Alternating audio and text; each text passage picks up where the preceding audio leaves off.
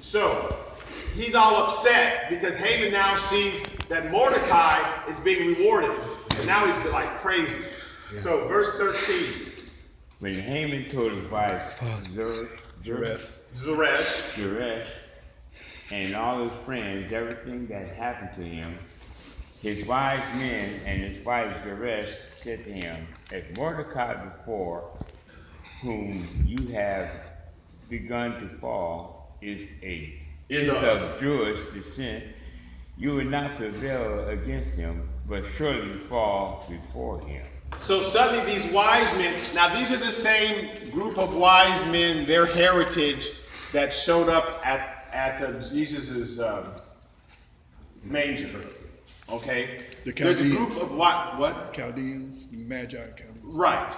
These wise men are from that same tribe of people who really understood the signs. We don't understand the signs, but they understood. Like, you've been trying to come against Mordecai and he got rewarded. He took your reward. You're not going to be able to fight against him. He's Jewish. The wise, now his friends said one thing. Yeah, you need to put up a gallows. But the wise man said, those people follow God. I just heard a story, and you heard certain stories about a friend that I hadn't seen in a while. I went out with Aaron Whitehurst, who used to go to this church, and he said he found out that when his mom died when he was in high school, around that age, that someone in the neighborhood put out a word and said, "Don't touch him. Do not touch him. I will kill you. I will come after you if you do." That kid who lost his father when he was little and lost his mother, no one in the neighborhood can touch him. But he didn't know that. Aaron just found that out 30 years later. But there's somebody who will do that. There is somebody who gets it, and that surprises you. And there's somebody who knows, and you don't know that they're putting out this word. But somebody is saying, you should leave that person alone. Leave that man alone. Somebody is going to give good, God's going to move on somebody's heart and say, don't bother him, or go ahead and give that person a raise. You don't know that they're doing it behind the scenes. But God touches people behind the scenes to help you. And somebody's going to come, well, somebody told me to hand this to you. And you don't even know that person, but God moved in that person's heart. So we don't have to worry about God. He's got things set up. He's got things set up. Yes, ma'am. I have a friend whose husband is he does, well, anyway, he's a surgeon, and he wanted to go to Tennessee for a fellowship, and his supervising doctor did not like him. He always complained about that and so he had to get a recommendation from his superior in order to apply. And the recommendation he got was so unbelievably good. He knew that the secretary had to have written, right. The doctor just signed it. Right. See, and you never know. Like there's somebody who likes you. You don't know about it. But God will put that person on your heart. When we went to, before I was married, my wife went to apply for a certain apartment overlooking the beach. She went in to apply, and the people there laughed because you can't get into this apartment building because they all overlook the beach.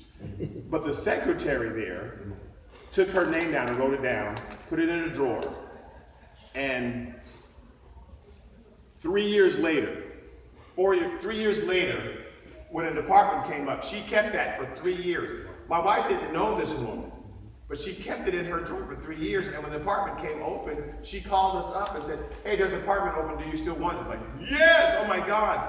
And we didn't, you don't know who God is touching, who is on your side.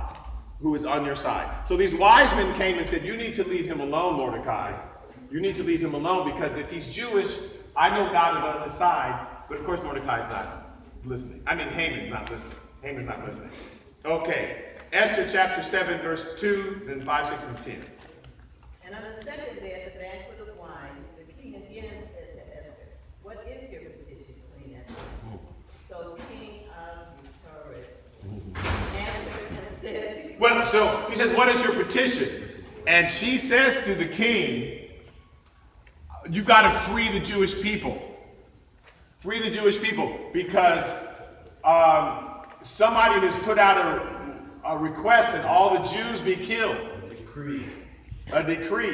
Thank you. That all the Jews be killed. And the king didn't know that. And she's saying, I'm Jewish, so I'm going to be killed. So the king answers in verse 6. Who is he and where is he who would dare presume in his heart to do such a thing? And Queen Esther said, the adversary and enemy is the wicked Haman. No. So they hang Haman on the gallows that he had prepared for Mordecai. And then he wrapped his body. Right. Wow. So the very gallows that he had set up, when something moved on his wife, you know what? I just feel like you should just make up that. But God moved on her heart. I feel like you should build a gallows right now and just have it ready. Yeah. He also said that. And then, right. Yeah. So Haman ends up hanging in that very gallows he prepared for Mordecai. Just know that God will do that. So Your enemy is going to make a trap that they're going to be trapped in themselves. Right. So you don't have to worry about it. You just don't. We just have to be patient. Yes. I was watching a video on Habakkuk. Is that how you? Habakkuk. Habakkuk.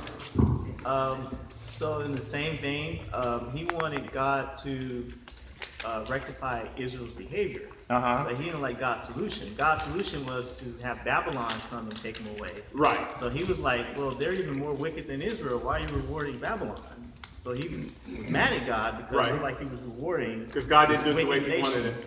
Right. And God showed him the whole plan, Right. and he couldn't do nothing but praise him after he saw the whole plan. Because he thought, oh, you're rewarding this wicked nation. Right. But exactly. This is all part of the plan. So when God does something, we think, why did he do it that way? But we need to see the whole plan. God's not stupid, and God knows what he's doing, and he has all the right people in the right place. We just have to, if we get used to praising him every day, then we will not worry as much. But we only come to him when something terrible happens, then we go to God. But if we were used to going to him all the time, we wouldn't be moved by these things. Paul said, whatever circumstance I'm in, I am content. And the word, that Greek word circumstances they use, the first part of the word circum is circle. It means that what's going on around you. But stance means to stand and still. So whatever's going on around you, whatever the circumstance is, you stand still. And Paul's saying, whatever is happening around me, I'm stable. I'm not moved by it because I know that God's in charge. And we have to come to that point where we're not worried about what the enemy's doing. And Paul was at that point. I mean, that's what we started with. There was a plot to kill Paul, but God revealed that plot and rescued him out of it. So your enemies may come against you, or somebody you think is your enemy, your fellow worker, whoever, the teacher, your husband, whoever, that they're coming. Doesn't matter what they do. You stand still. You keep your eye on God. He will come through. We got to keep our emotions in check because God is going to do it. Either we trust him or we just think he's a sleepy old man that's messing up. But if he's really God, he will come through. He will come through. We don't have to worry about it. So let's bow our heads.